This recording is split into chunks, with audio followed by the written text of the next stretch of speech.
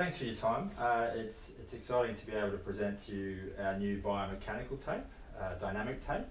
It's really quite different to other tapes on the market or tapes that you may have used before, and it really gives us a nice additional tool, if you like, that we can use and through your neuro patients to your hand therapy patients and even on to your elite athletes. So what I'll do today is just run you through the differences with the tapes and how this tape may fit in to your treatment programs.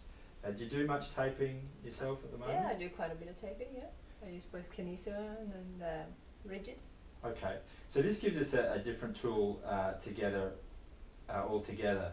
It's really a very highly elastic tape in all directions, quite different again from your kinesiology type tapes, and I'll show you the differences in a minute. But the main idea with this is that we can tape multiple joints, we can cross the midline, we can bring in rotation and so on, go over the spine and have a strong mechanical assist, but still allow our patients to move through full range, and even those doing complex sporting tasks where they need to get into fairly difficult positions. So it's designed not to limit at all, so quite the opposite, if you like, to our rigid athletic tape where we're really trying to lock things up. And then very mechanical again, opposed to the neurophysiological sort of idea with our kinesio tape, which I'll sort of expand on in a second. So if you just feel the tape, let me just take it off and you can have a feel. So this is a power band, and this is made up by laminating two pieces, in this case of 3-inch dynamic tape or 7.5 centimetre dynamic tape together before you apply it to the body. And what that does is it gives us more force and also allows the tape to hold its recoil really very well, even with very demanding tasks and over several days. And you can feel the strength in that if I give that to you there now. Oh yeah. So it's really strong recoil. Oh, yeah. And in simple principles, the idea is we use it like a bungee cord, okay? So if you've got your bungee jumper jumping off a bridge there, we use this elastic recoil in the tape, the same as they do. They have a nice short rope, so as they jump off the bridge, they get this load absorption, deceleration of movement, and then hopefully stop you before you hit the ground, stores that energy, and then re-injects it back into the system to accelerate your jumper back upwards. So I guess in its simplest form, we can use it really to mimic the action of the particular muscle or tendon, musculotendinous unit that's injured or overworked, to do some of that work, to do some of that particular eccentric loading, that deceleration force, and then transition them back again as they start to shorten.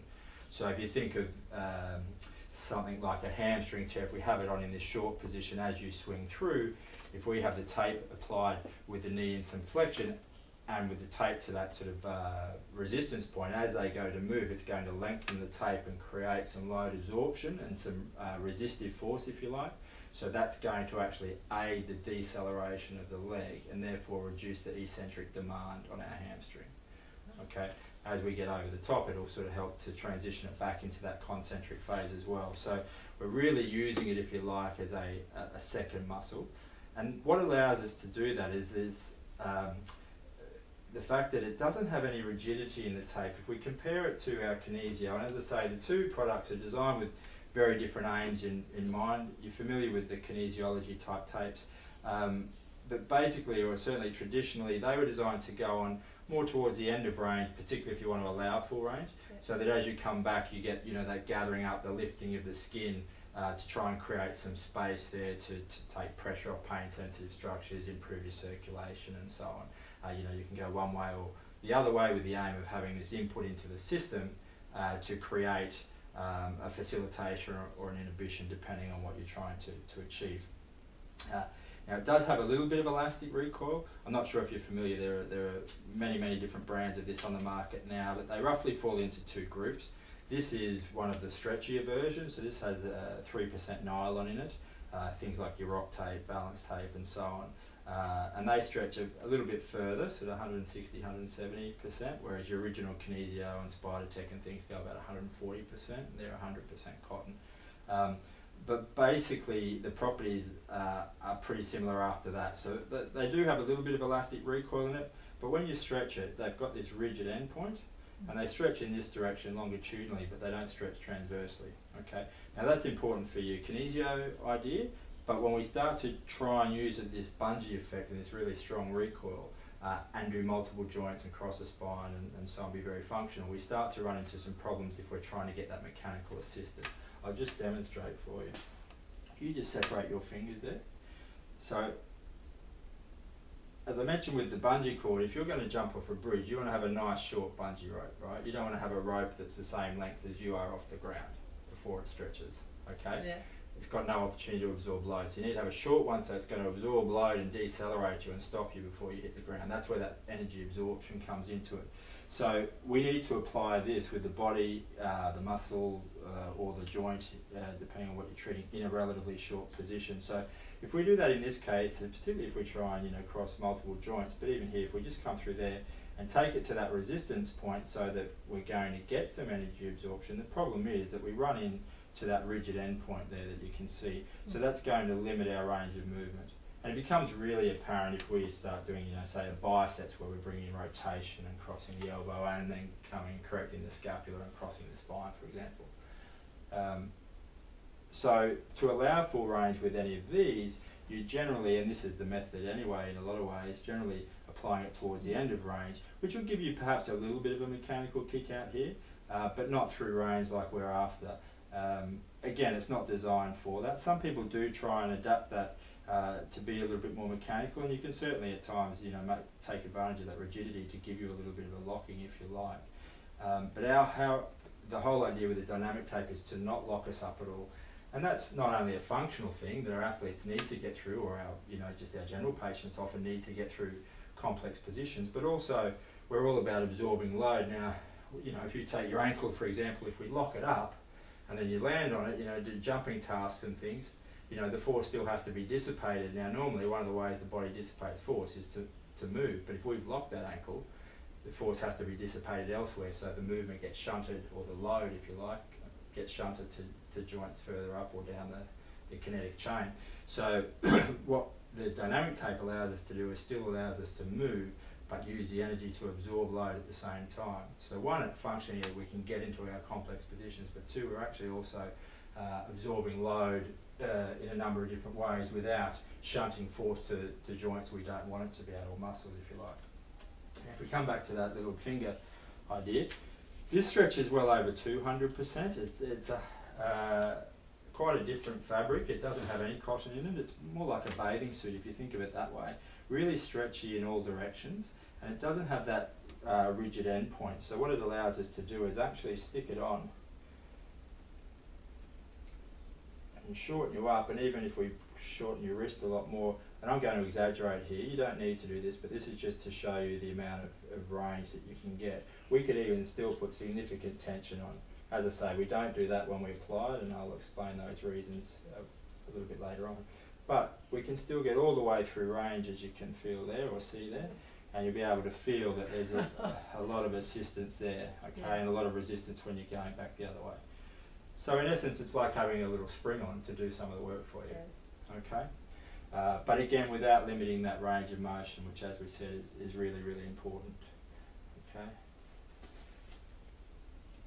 People often ask, how much force can you get out of it and that sort of thing. There was a little pilot study done in Germany a little while ago, and they did the same thing. Just cut this into 3 to fit across your 3 fingers, and all they did was actually just put it on very lightly in this way, up through here, so that it was all nicely stuck down, and ran it up through there, and then turned over and measured the EMG activity in your extensors here, both just to maintain a neutral position, both with and without the tape on.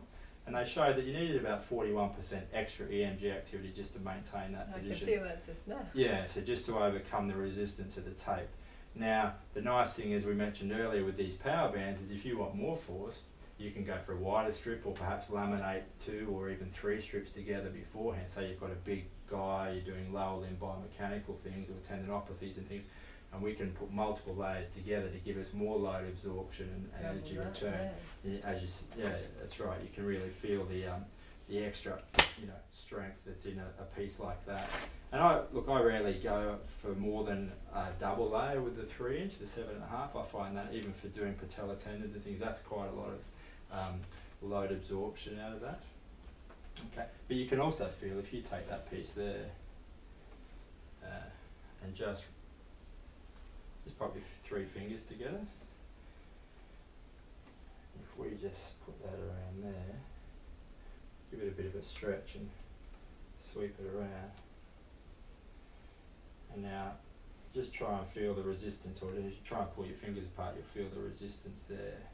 A lot of resistance. But if we're strong enough, we can actually, still move it, so it doesn't limit your range if you actually have the strength there. So it's really does provide quite a lot of force into the system.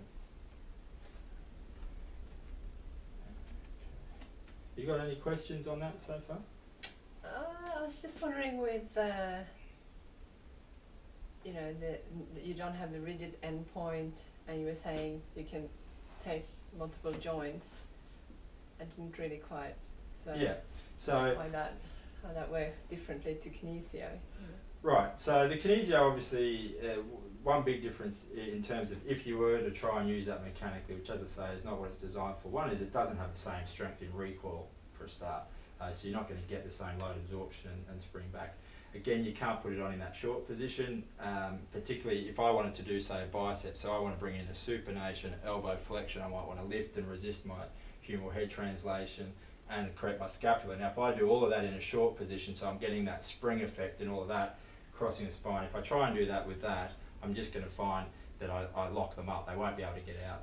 And in fact, if you've ever tried posturally taping with a kinesio in a corrected position, then try and get people to touch their toes. If you're trying to do it with some stretch on to encourage them or assist them to stay there, they can't get all the way down. Okay. Most of our applications with this, even our spinal things and that, you're putting them on in some degree of flexion so that it allows for range. But also the 4-way stretch is really important. Okay, and it's important for a few reasons. So the first is if we're trying to use this recoil in this direction, if we then go and put something over the top of it in this direction, if that doesn't stretch with it, it basically anchors down on it and becomes, just reduces the recoil of the underneath piece. So you need to make sure that whatever goes over the top can actually go with it. That's the first thing. And similarly, if we're doing something like, say, your Achilles tendon, and we've got it on in this short position, so we're coming up through here, and then we have another piece coming over transversely across it. If this second piece that's running this in this transverse direction doesn't actually stretch sideways, it's not going to allow you to get full dorsiflexion because your Achilles is basically going to double its length. So basically, to allow full range, because we're on in that short position, we need it to stretch in that direction as well. Okay. Also, our muscles aren't just longitudinal; they have different angles of pennation. The fibres run in different directions, so we can more closely mimic the function of the muscles by having the tape stretch in multiple directions. And I guess the last thing as well is that because we have pulling on the skin, there's a potential to get reactions, mechanical irritations if you don't apply it correctly, or if you get these tension points on the skin. Any tape will do it if it shears on the skin for any length of time. And by having the tape move in all directions means it's less likely to create some of those tension points. It can still happen, and when we run through the application guidelines, how to apply it correctly, we'll go through how to avoid getting problems with that. Very simple once you know how, but often when people are starting off, they sort of think, this is going to be assistive, we're going to really crank it up, and they put far too much tension on, and the result is that they either get irritations or it comes off because it's designed to come off in that circumstance. So that's basically it in a nutshell. It's this strong mechanical way, and we use it in, I guess, a couple of different ways. The first way is, as we mentioned there, to just mimic the action of the particular musculotendinous unit, for example, or in some cases ligaments, etc., that are involved. We're not so pain focused. Tissues fail because of load, they don't fail because of pain. So we're looking at managing the loading profile of the tissues, okay? And we can do that a couple of ways. One is directly by copying the action of the particular muscle or tendon that's involved and doing some of that deceleration force, doing some of that load absorption. We know with our tendinopathies down the track, they get these overly compliant tendons, they lose their energy storage and release capacity.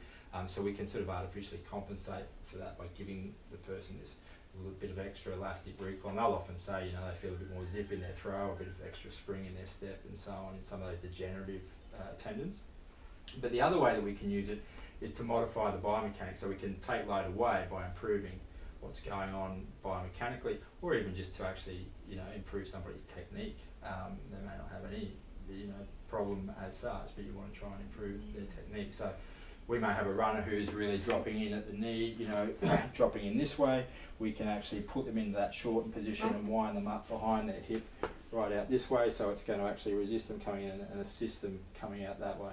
Okay, and what it also does is brings them into a better position, so their muscle is now in more of a mid-range position. So if you think of your length tension relationships and things, mid-range position is much better ability to generate force as well. If it's overly lengthened, you've got few actin and myosin filaments to cross-link, and if you're too short, then they're already cross-linked and it's hard to generate force. So we can bring in a whole range of those other things, which we go through in our workshops and so on, a bit beyond you know, a 5-minute chat, but there's a whole range of those things. Some of that's available on our website, actually, on the e-learning program. That's on dynamictape.com. I think there's 110 slides or something on there, and videos and so on. So it's quite comprehensive if you want to go through a little bit of some of that scientific background. Okay.